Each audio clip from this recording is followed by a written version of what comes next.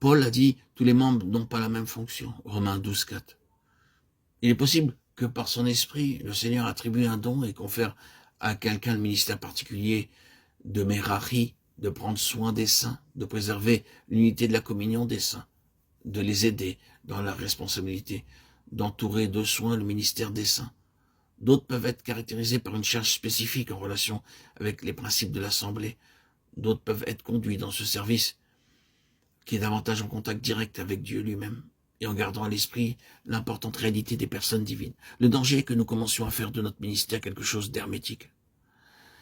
Pour une compréhension mentale de la différence, imaginez simplement des moyens alternatifs de mettre en application cette vérité. Dessinez mentalement 3 carrés séparés, chacun étant isolé, et vous aurez ce qui correspond de temps à autre de nos jours à une très grande partie du caractère du service pour le Seigneur. Oh, ceci est mon travail, c'est ma part, c'est ma branche. Je suis appelé à être ceci, à faire cela. Vous avez votre travail, vous avez votre domaine spécifique, j'ai le mien. Continuez avec le vôtre, je m'occuperai du mien et qu'il n'y ait pas d'interaction entre nous. La rupture commence à ce moment-là.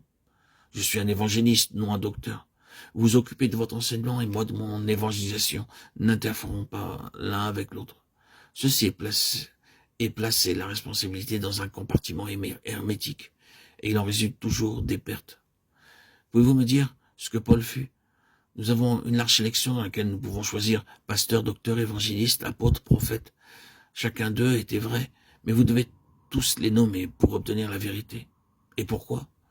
Car Paul fut le vase spécialement choisi pour la révélation de l'Église. Et donc, en étant ce vase, il doit être constitué de tout ce que représente l'Église, de chaque aspect. Il est apôtre, prophète, pasteur, docteur et évangéliste. L'Église est cela. Il n'est pas question de ce que vous et moi pouvons être, mais de ce que l'Église est. En dehors de l'Église, il n'existe rien de comparable à un ministère. Le ministère est l'Église en action, et elle œuvre dans différentes directions à travers ses membres. Mais c'est l'Église du Nouveau Testament. L'Église fonctionne par le moyen de quelques-uns dans l'évangélisation, par d'autres dans le domaine pastoral et de l'enseignement. Les hommes n'agissent pas comme étant en eux-mêmes, mais c'est l'Église qui travaille. Paul fut une expression intégrale de ce qu'est l'Église. Si vous divisez ces ministères, vous divisez le corps de Christ. Vous divisez Christ et vous rencontrez échec et faiblesse. À présent, imaginez un autre dessin de cela. Dessinez un cercle et partagez-les en 3. Vous avez 3 sections d'un cercle. Voilà Kehat, Gershom et Merari, cités dans le livre de Deutéronome au chapitre 3 et 4, dans un seul cercle, n'étant qu'un à l'intérieur de ce cercle.